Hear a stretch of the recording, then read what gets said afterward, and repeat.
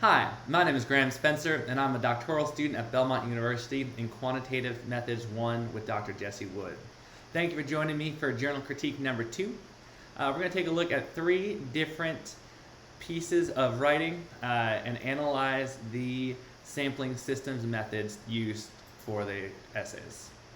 The first essay we're taking a look at is the superintendent principle, a position born in purgatory. So a lot of school districts in rural areas are combining roles of the superintendent and the principal in order to save money. They're taking those 2 roles and making them into 1 role. And this combined role requires many different tasks.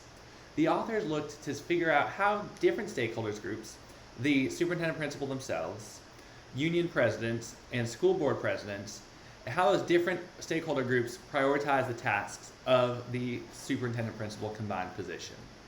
So in their study, the population was all superintendent principals in Illinois, as well as their union and board presidents. The setting was the direct contact to all superintendent principals, and then only to include the union and board presidents for the superintendent principals who responded.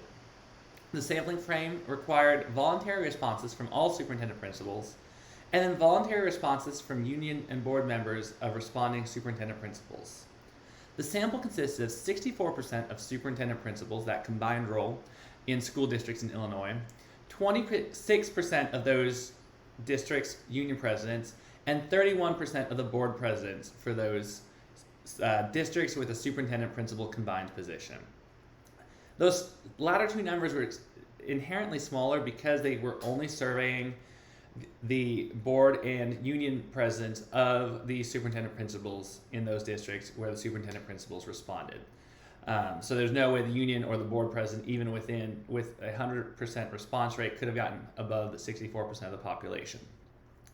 The authors successfully communicated their sampling methods and the strategies in this report. It was awesome. They tried to include the entire population, but they were only able to include superintendent principals who self-selected. For the union and board presidents, members were excluded if the superintendent principal for their district didn't participate.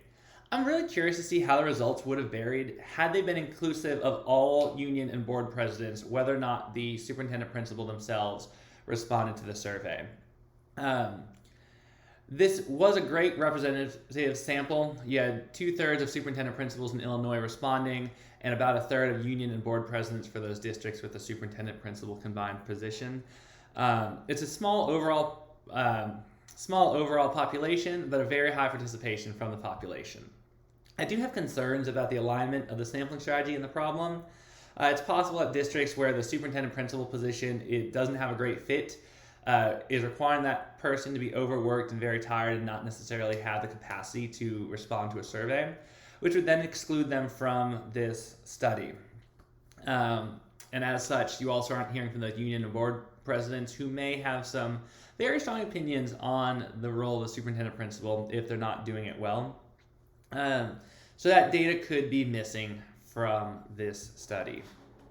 Taking a look at our second study, it is the influence of collective bargaining on teacher salaries in New York State. This focused on the impact of unionism on teacher salary following new law that happened in New York in the 1960s. It did focus on only salary, so no other benefits, no health care, no during the day planning time or coverage for recess, guaranteed lunches. It was only the salary, and it was an inclusive study across all populations of teachers in New York State, except for New York City. And that was very clearly drawn by the authors. They were looking at New York State with the exclusion of New York City just because the city itself had very different laws at the time and more historical laws regarding unionism. So the population was teachers and unions and not unions across the United States, but for the purpose of the study, they only looked at teachers' salary scales in New York State, outside of New York City, of course. And this data was publicly accessible, so they didn't have response rates to worry about. There was 100% inclusion from all districts across New York State, again, without New York City. But for the sampling frame, they looked at 3 different salary areas within the massive salary schedules. They looked at the base salary for first-year teachers. They looked at your bachelor's degree with 30 additional credits on the 7th step, so teachers who had taught for 7 or 8 years, and then your bachelor's degree with an additional 60 credits, which is about the master's level, looking at that salary schedule at the 11th step. So these 3 steps on the salary schedule from all New York State districts, excluding New York City, made up the sample for this study. The authors didn't effectively communicate the sampling strategy. Rather, the authors leapt right into the discussion about the school districts across New York, and readers had to really piecemeal together that the study included all districts in New York except New York City. Additionally, the authors didn't discuss what led them to choose the 3 specific salary bands on the salary schedules to represent average salaries for districts. Given the large number of steps on a salary schedule and range in different education levels from bachelor's degree to bachelor's plus 30, bachelor's plus 60, master's plus 30, doctorate, it really was concerning that they only used 3 different pieces on the salary schedules. Sampling bias was also discussed by the authors through the way that some districts just historically are higher paying. So the influence of collective bargaining may not be seen in salary in these areas that were higher paying because they're meeting the teacher's needs in terms of salary, but it could be seen in areas that they didn't look at, such as benefits or workday experiences, such as planning time or guaranteed duty-free lunches. Specifically as a reader, I really would have preferred an explicit detail on the sampling procedure. And the sampling strategy does fit the research questions because the researchers were able to include salary information from all districts across New York, again, except for New York City. So the third study we looked at is the role of school environment and teacher dissatisfaction among U.S. public school teachers. This utilized data from the 2007 to 2008 School and Staffing Survey. It's an existing data set that was provided by teachers who were surveyed for a number of years throughout the late 1900s, early 2000s. And it analyzed the impact. This specific study used that data to analyze the impact of school environments on teacher dissatisfaction. It's really cool to note that most teachers were satisfied and only 15.5% were moderately to very dissatisfied. School environment, this study showed, is crucial in teacher satisfaction. So the population is every kindergarten through 12th grade public school teacher in the United States. The study utilized this pre-existing survey data called the School and Staffing Survey that took respondents from K-12 districts from across the U.S. And really cool to note that 84% of sampled teachers responded to this survey in the 2007-2008 year. The sampling frame provided only districts that were K-12, so if they were missing a year in between, they didn't include that school district or that school. And they provided lists of teachers that were provided by the school districts and looking at 1 to 20 teachers per school. The median range was 3 to 8 teachers per school. Some had as few as 1 teacher respond, no more than 20. So our sample was made up of 38,000 kindergarten to 12th grade teachers at 6,800 schools in 3,900 districts across the United States. So a lot of variance, a lot of teachers, a lot of schools, a lot of districts. It's about 2 schools per district and then 15 teachers per school.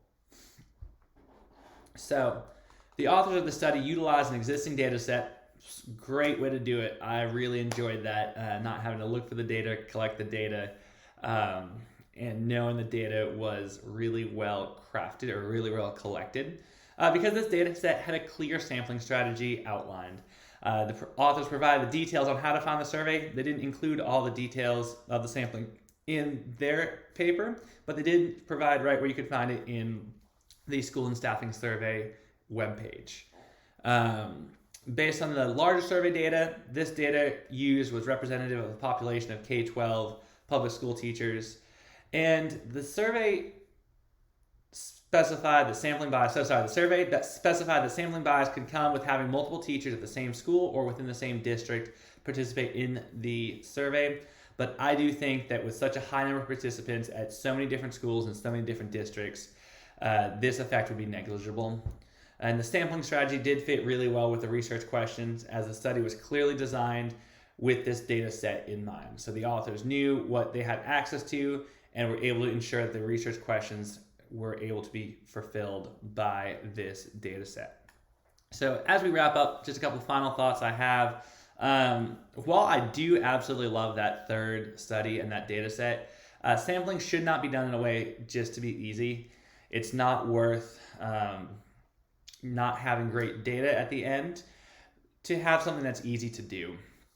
And it's really important that the sampling must be transparent and well explained to make sure that the research not only has validity, but readers of the research are able to clearly understand the what and the why of the research, as well as how it was collected, how all the data was collected.